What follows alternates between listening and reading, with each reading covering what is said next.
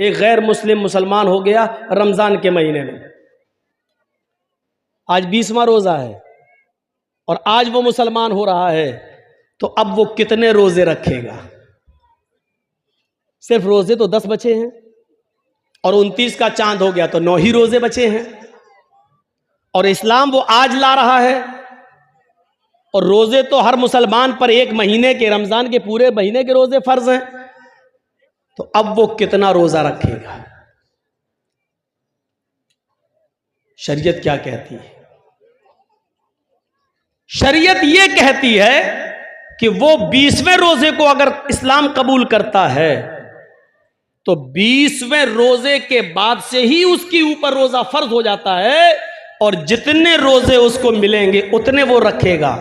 अब सवाल ये पैदा होता है 20 रोज़े जो उसके छूटे हैं क्या वो ईद के बाद पूरे करेगा? नहीं करेगा। क्यों नहीं करेगा? दलील क्या है? भाई अहले हदीस हो तो दलील तो चाहिए ना मेरे भाइयों। अब वो 20 रोज़े के बाद जितने मिलेंगे वो रखेगा, पहले के नहीं। क्यों? क्योंकि पहले उस पर रोज़े फर्ज थे ही नहीं। इस्लाम तो वो अभी लाया है, मुसलमान तो वो आज हुआ है।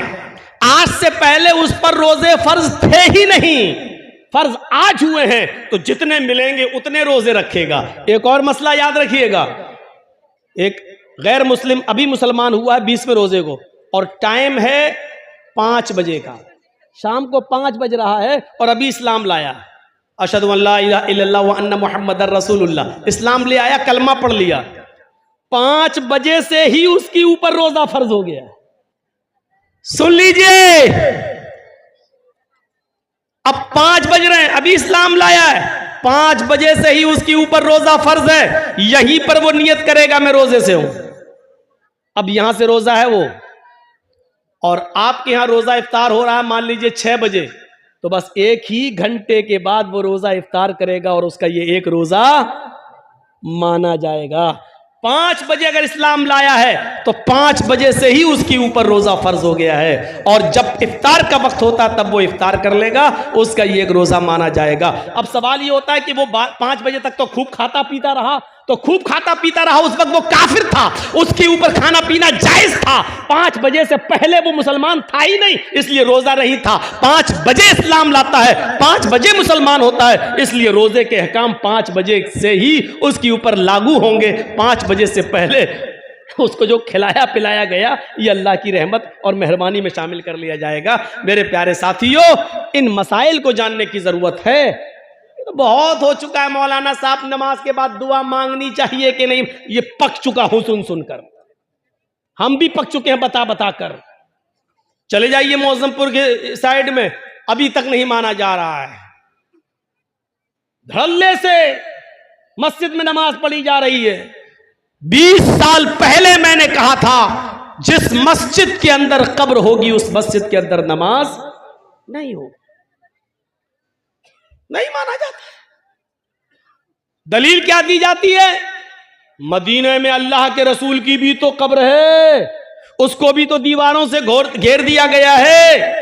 अल्लाह के रसूल की कब्र को आम लोगों की कब्र के बराबर खड़ा नहीं किया जा सकता है, क्योंकि नबियों के बारे में नबी का फरमान यह है कि पैगंबरों की और नबियों के जिस्मों को कब्र की मिट्टी नहीं खाती, लेकिन हमारे और आपके जिस्मों के बारे में नहीं है कि कब्र की मिट्टी नहीं खाती। नबियों के बारे में अल्लाह के रसूल का यह फरमान है कि नबियों को वहीं दफन किया जाता है जहां उनका इंतकाल होता है, जहां उनकी रूह निकलती है वहीं पर उनको दफन किया जाता है। नबियों के लिए मसाइल अलग हैं और अवाम के लिए मसाइल अलग हैं, लिहाजा नबी की कब्र को हम आज की कब्र पर महमूल नहीं कर सकते हैं। अल्लाह के रसूल का ही यह फरमान है कि नबियों को वहीं दफन किया जाता है जहां उनकी रूह निकले, यानी मुझे भी वहीं दफन करना जहां मेरा इंतकाल हो। नबी अकरम ने यह फरमा कर साफ कर दिया कि मेरी कब्र वहीं होगी जहां मेरा इंतकाल होगा। नबियों की कब्र को खोद कर नहीं निकाला जा सकता है, लेकिन किसी इंसान को गाड़ दिया जाए, किसी इंसान को दफन कर दिया जाए और पता चले कि यहाँ तो मस्जिद थी, मस्जिद में एक आदमी को दफन कर दिया गया, अगर 10 साल बाद 20 साल बाद भी पता चले तो फिर उस कब्र को खोदा जाएगा, अगर उसमें से कुछ हड्डियां मिलती हैं तो उनको निकाला जाएगा और उनको मुसलमानों के कब्रस्तान में मुंतकिल कर दिया जाएगा और कब्र को जमीन के लेवल पर करके उस पर नमाज पढ़ी जाएगी। अगर 10, 15, 20 साल के बाद अगर उसमें हड्डियां भी ना मिले, जब कब्र को खोदा जाए तो उसमें हड्डियां भी ना मिले, क्योंकि जिस्म इंसान का मिट्टी से बना हुआ और जिस्म को मिट्टी बन जाना है। अब अगर हड्डियां नहीं मिलती हैं तो उस कब्र से 1-2 तसला, 1-2 बड़ा बर्तन भरकर मिट्टी निकाली जाएगी और उसको मुसलमानों के कब्रस्तान में मुंतकिल कर दी जाएगी और इस कब्र को जमीन के बराबर करके उस पर नमाज पढ़ी जाएगी। लेकिन मसला है वो अपनी जगह पर कायम रहेगा। आप उसकी चाहे कितनी दीवारें खड़ी कर दें, चारों तरफ से उसको कितना भी घेर दें, लेकिन जिस कब्र मस्जिद के अंदर कब्र है उस मस्जिद के अंदर नमाज नहीं होगी, नहीं होगी, नहीं होगी। ये उसी नबी का फरमान है जिस नबी का फरमान ये है कि नबियों को वहीं दफन किया जाता है जिस जगह नबियों का इंतकाल होता है। उसी नबी का ये भी फरमान है कि अपने घरों को कब्रिस्तान मत बनाओ।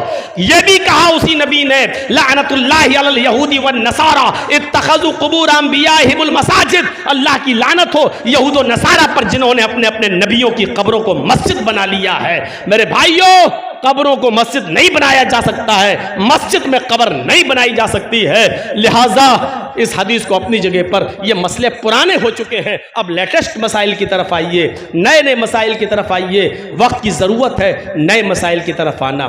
तो ये मसले तो बहुत पुराने हो चुके हैं, तो हमें इन मसलों को जानने की ज़रूरत है। जहां इस्लाम ने एहतराम इंसानियत बताई है, वहीं इस्लाम के अंदर एहतराम मुस्लिम भी बताया गया है। अच्छा, अब ये अंदाजा लगाओ, जब अल्लाह ये कह रहा है कि पड़ोसी के बच्चों को प्यार और मोहब्बत की नजर से देखो, तो इसका मतलब क्या हुआ? अपने बच्चों से कितना प्यार करो। ये आप अंदाजा लगा सकते हैं ना। जो इस्लाम दूसरों के बच्चों से मोहब्बत करने का हुक्म दे रहा हो, तो उससे अंदाजा लगाओ कि फिर अपने बच्चों से कितनी मोहब्बत होनी चाहिए। जो इस्लाम पूरी इंसानियत के साथ अच्छा सलूक करने का हुक्म दे रहा हो, तो फिर मुसलमानों के साथ अच्छा सलूक करने का उसमें कितना हुक्म होगा। या अय्युहल्लज़ीना आमनुत्तकुल्लाह हक़्क़ तुक़ातिह वला तमूतुन्ना इल्ला व अंतुम मुस्लिमून वअतसिमू बिहब्लिल्लाहि जमीअन वला तफर्रक़ू। इसके बाद वज़कुरू निअमतल्लाहि अलैकुम इज़ कुंतुम अअदाअन फ़अल्लफ़ बैन क़ुलूबिकुम फ़अस्बहतुम बिनिअमतिही इख़वाना। याद करो, आए मुसलमानों, याद करो उस दिन को, उस दौर को याद करो। वज़कुरू निअमतल्लाहि अलैकुम इज़ कुंतुम अअदाअन, कि तुम आपस में एक दूसरे के दुश्मन थे। फ़अल्लफ़ बैन क़ुलूबिकुम, अल्लाह ने तुम्हारे दिलों में उल्फत डाल दी। फ़अस्बहतुम बिनिअमती इख़वाना, तो तुम अल्लाह की इस नेमत से, इस्लाम की नेमत से, कुरान की नेमत से, नबी की नेमत से तुम आपस में भाई भाई हो गए। अल्लाह ने हमें उस दौर को याद दिलाया जब हम आपस में एक दूसरे के दुश्मन थे। एक एक रोटी और एक एक बोटी के पीछे हम एक दूसरे का कत्ल कर दिया करते थे। एक गांव के एक आदमी की बकरी दूसरे के गांव के खेत में, एक आदमी के खेत में चली गई, इतनी सी बात को लेकर झगड़ा शुरू होता है दोनों कबीलों और दोनों खानदानों के बीच में। जानते हो ये लड़ाई कितने दिन तक चली? ये लड़ाई 27 साल तक चली। ये लड़ाई 27 साल तक, और 27 साल के बाद जब ये लड़ाई बंद होती है तो दोनों तरफ से मरने वालों की तादाद गिनी जाती है, तो मरने वालों की तादाद थी 40,000। एक बकरी की वजह से, वो भी सिर्फ थोड़ी सी घास खा ली थी, इतनी सी बात पर दोनों कबीलों में लड़ाई चलती है। तो कितने साल तक चली? 27 साल।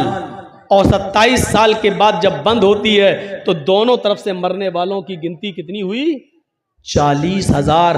अंदाजा लगाओ कितने खतरनाक लोग थे, कितनी डेंजर कौम थी। हम लोग तो मौजमपुर लखीपुर को रोते हैं कि इधर जान की कोई कीमत ही नहीं है, कब मार दो और कब नदी में बहा दो। कितनी डेंजर कौम थी। लेकिन ये डेंजर कौम भी जानते हो कितनी हमदर्द बन गई इस कुरान की नेमत से कि एक गज़वे में, गालिबन गज़वे ज़ातिर रिक़ा के मौके पर सहाबा जंग लड़ते लड़ते जख्मी हो जाते हैं। कोई इस झाड़ी के नीचे, कोई उस झाड़ी के पास, कोई उस पहाड़ी के पास। एक सहाबी पानी लेकर घूम रहे हैं कि कोई जख्मी मिले उसको पानी पिलाऊं। उसकी नजर झाड़ी के किनारे पड़े हुए एक सहाबी के ऊपर पड़ती है जो जख्मों से चूर रहे और चीख रहे हैं, पानी पानी। ये सहाबी उसके पास पहुंचते हैं, उनको उठाते हैं, सर पकड़कर अपनी रान के ऊपर रखते हैं,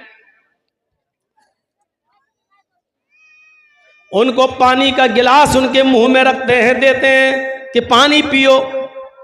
जैसी पानी का गिलास उनके होठों तक जाता है, अभी वो पीते नहीं कि दूसरी झाड़ी से आवाज आती है, पानी, काश मुझे भी पानी मिल जाए, या थोड़ा सा पानी तुम मेरे लिए भी छोड़ देना। ये खुद प्यासा था, इसने पानी नहीं पिया, छोड़ दिया और कहा मेरा भाई मुझसे भी ज्यादा प्यासा है, मुझसे भी ज्यादा पानी का मुतलाशी है, लिहाजा जाओ पहले तुम उसको पानी पिला दो। यह आदमी उसके पास जाता है, उसके होठों से पानी का प्याला लगाता है कि तीसरे की आवाज आती है, थोड़ा बच जाए तो मेरे लिए भी छोड़ देना, मेरा भी हलक सूखा जा रहा है। दूसरे आदमी ने तीसरे की तरफ रेफर कर दिया, नहीं नहीं मैं रह सकता हूं, मेरा भाई मुझसे भी ज्यादा प्यासा लग रहा है, जाओ तुम पहले उसको पानी पिलाओ। ये पानी पिलाने वाला तीसरे के पास जाता है, उसको उठाता है, पानी का प्याला जमीन पर रखकर उसको सहारा देकर उठाकर अपने सीने पे लगाता है, फिर पानी का प्याला उठाकर उसके हलक में डालने की कोशिश करता है, उसके होंठ पे लगाता है, होंठ हिल नहीं रहे हैं। पानी का प्याला रखकर उसके दिल की धड़कनों को देखता है तो धड़कनें बंद है, सांस नाक में उंगली रखकर देखता है तो सांस बंद है। यानी तीसरा सहाबी रूह कब्ज़ से उनसुरी को परवास कर चुकी है, उसका इंतकाल हो चुका है। इसने तीसरे को जमीन पर लिटाकर दूसरे के पास लौट कर आया, चलो ये तीन ही थे, अब दूसरे को ही पिला दें। जब दूसरे के पास जाता है तो क्या देखता है, वो भी मुस्कुराते हुए चेहरे के साथ लेटा हुआ है और उसकी भी सांसें बंद हो चुकी हैं। वो जल्दी से भागा कि पहले के पास चलूं, क्या देखता है कि पहला भी जहां जाफरी के सुपुर्द कर चुका है, पहला भी अल्लाह को प्यारा हो चुका है, इस सहाबी की भी जान जा चुकी है। जो कौम 27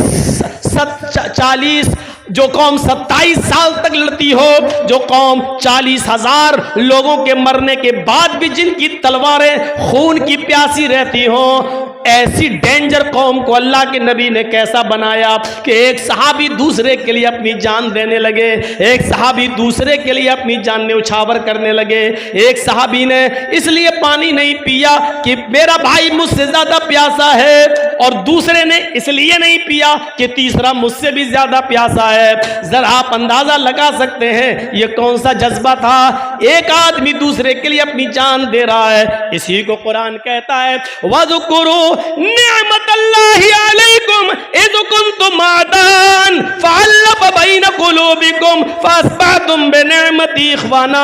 आए लड़ने वालों, झगड़ने वालों, उस दौर को याद करो, उस जमाने को याद करो जब तुम आपस में एक दूसरे से लड़ते थे, जब आपस में तुम एक दूसरे की गर्दनें उड़ाया करते थे, तुम आपस में एक दूसरे के हरीफ थे, एक दूसरे के दुश्मन थे। फ़अल्लफ़ बैन क़ुलूबिकुम, अल्लाह ने तुम्हारे दिलों में उल्फत डाल दी। ये होता है मुसलमान, एक मुसलमान दूसरे मुसलमान के लिए। अपने लिए तो सभी जीते हैं, दूसरों के लिए जीना असल जीना, दूसरों के लिए। इसलिए फरमाया अल मुस्लिमु मन सलिमल मुस्लिमून मिन लिसानिही व यदिही। मुसलमान तो वो है कि जिसकी जबान से और जिसके हाथ से दूसरे मुसलमान को तकलीफ न पहुंचे। पहले जबान का लफ्ज है, मिल लिसानी व यदी, और जिसके हाथ से। मुसलमान तो वो है कि जिसकी जबान से और जिसके हाथ से दूसरे को तकलीफ ना पहुंचे। इसमें कौन पूरा उतर रहा है? जबान से तकलीफ हम दे रहे हैं, हाथ से तकलीफ हम दे रहे हैं। अरे किसी को कत्ल करना तो बहुत दूर की बात, अल्लाह के नबी सल्लल्लाहु अलैहि वसल्लम ने लोहे का कोई हथियार उठाकर इशारा तक करने से मना किया है। जैसे देख रहा है, ये कोई 10 मीटर दूर खड़ा, कत्ल करना तो बहुत दूर की बात है। आप 10 मीटर 20 मीटर दूर से ये कहें, देख रहा है ये पूरा का पूरा रामपुरी है, घुसा दूंगा पेट के अंदर। 10 मीटर 20 मीटर की दूरी से इशारा करना भी एक मुसलमान के लिए दूसरे मुसलमान के लिए जायज नहीं है। हम कौन सी दुनिया में? यहां हाल ये है हमारा कि तकलीफ ना हो किसी को, ना जबान से ना हाथ से। भैया देखो, सामने से मत उठिए, आप लोग पीछे से उठ के जाइए यार। मेरे सामने से जाते हैं तो बड़ा डिस्टर्ब होता है। कहां जा रहे हो चाचा? अब ये इस उम्र में घर जाके क्या करेंगे, पूछो जरा, सोचो। वो देखिए बेचारे बड़ों में शुगर के मरीज हैं लग रहा है। अच्छा, जिन लोगों को पेशाब ज्यादा आता है तो उनको बीच में बैठने की जरूरत क्या है? उनको आगे पीछे दाएं बाएं बैठना चाहिए पहले ही से। ये सिस्टम होना चाहिए। ये सब उसके खिलाफ है अदब के, सामने से उठना। एक बार हैदराबाद में तकरीर कर रहा था, सामने से कोई आदमी आया तो मैं समझा गया यार होगा पेशाब करना है, सीधे मेरा माइक पकड़ के कहता है कैसे बोला। और उसके बाद जो लाठी डंडे टमाटर अंडे चले, वो दौर हमें आज तक याद है। तो डर लगता है, सामने से कोई आदमी जब उठता तो मुझे डर लगता है। वो हैदराबाद हमें याद आ जाता है।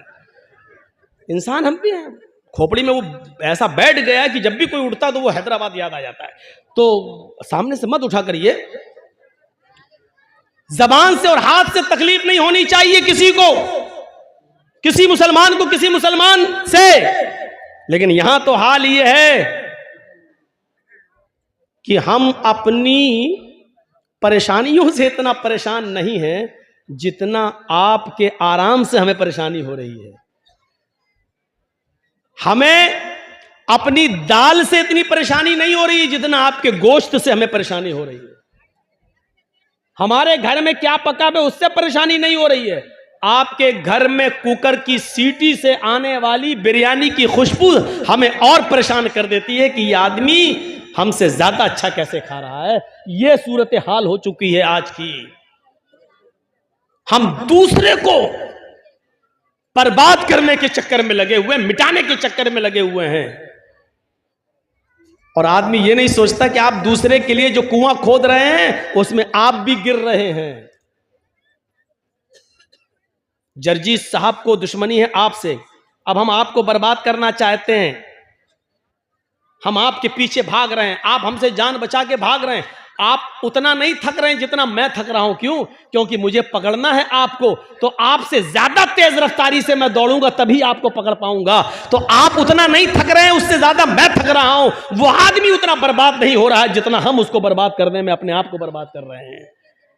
एक आदमी की जमीन का झगड़ा चला दूसरे आदमी से, दूसरे आदमी को 1 लाख की जमीन है लेकिन हमें चाहिए, हमारा पावर है। वो पुलिस में रिपोर्ट करके कोर्ट मुकदमा करके सोच रहा ले लेंगे, लेकिन जमीन 1 लाख की, लेकिन 1 लाख रुपए की जमीन लेने के लिए 3 लाख बर्बाद कर चुका अब तक। कोर्ट कचहरी बर्बाद करके उसने अपने आप को और ज्यादा बर्बाद कर लिया है। लेकिन जिद है कि हमें इसी की जमीन चाहिए। वो 3 लाख रुपए की जमीन और उससे अच्छी कंडीशन में दूसरी जगह मिल जाती है, लेकिन नहीं, हमें इसको सबक सिखाना, इसी की जमीन चाहिए। उसकी 1 लाख की जमीन को लेने के लिए 3 लाख बर्बाद कर चुका है। 3 लाख। मेरे इटावा में एक मौलवी है जो हमें बर्बाद करने के चक्कर में हमारा 5 लाख बर्बाद हुआ तो वो 20 लाख बर्बाद कर चुका है। कितने ये जो टीवी पे जो खबरें आती है ना, ममता का मौलाना और जो जहरीला मौलाना, मैं भी सोचता हूं ये टीवी वालों को देता कौन है। बाद में पता चला कि वो इटावे का मौलाना ही यूट्यूब से कटिंग कर करके निकाल के योगी मोदी के खिलाफ जो हम बोले उसको कटिंग कर करके पैसा दे दे के चलवाता है कि ताकि ये मौलाना के ऊपर FIR हो जाए। अगर हमें बचने के लिए मेरा 2-4-5 लाख खर्च हुआ तो वो बेचारा अब तक 20 लाख खर्च करके अपने आप को बर्बाद कर चुका है। और इसके बाद भी हालत ये है कि पूरे हिंदुस्तान में एक भी जगह अब उसको बुलाया नहीं जा रहा है, उसको निमंत्रण नहीं दिया जा रहा है, उसको कहीं दावत तक नहीं दी जा रही है, क्योंकि वो आदमी, जाति दुश्मनी तो एक दूसरे की माफ की जा सकती है, लेकिन जमाती दुश्मनी बहुत बुरी होती है। उसने पूरे जमात के साथ जो धोखाधड़ी की है, इसी वजह से कोई उसको दावत नहीं दे रहा है। और हम उसके खिलाफ कोई एक्शन इसलिए नहीं लेते हैं कि मरे हुए को मारना मेरी आदत नहीं है। मुझे महात्मा गांधी का वो कौल याद आता है कि किसी को मारना हो तो उसका नाम लेना छोड़ दो, उसको नाम मत लो, अपने आप मर जाता है। अब देख लीजिए कि उत्तर प्रदेश के चुनाव में एक साहब हैं, वो मुसलमान बहुत करते रहते हैं। आजकल वो बहुत चिल्ला रहे हैं, सपा ने क्या किया, समाजवादी पार्टी के दल्लो, ऐसी तमाम भाषाएं इस्तेमाल की जा रही हैं सिर्फ मुसलमानों में प्रचार करने के लिए। लेकिन उसके जवाब में अखिलेश ने एक बात भी नहीं कही है, ना उसका जवाब दिया जा रहा, ना उसका नाम लिया जा रहा है। इसका नतीजा ये निकला कि पूर्वांचल में चले जाओ या पश्चिम में चले जाओ, जो पहले कुछ वोट मिलने वाले भी थे, बंटने वाले थे, चुनाव से 2 दिन पहले सब ऐसे एक हुए, ऐसे इकट्ठे हुए कि उन्होंने सोचा कि नहीं, पहले अपने आप को बचाओ, इसी में भलाई है, इसी में भलाई है, पहले अपने आप को बचाओ। और ये अक्लमंदी का तकाजा है मेरे भाइयों, ये अक्लमंदी है कि हर आदमी को, हम तो बार बार कहे हैं, मेरे मोबाइल में आज तक मेरे घर यही रखा हुआ है, अभी 4-5 दिन पहले चलाया है, अभी जी हिंदुस्तान ने मेरे खिलाफ, और अभी चिल्लाया, देखिए ये लखनऊ में जो ममता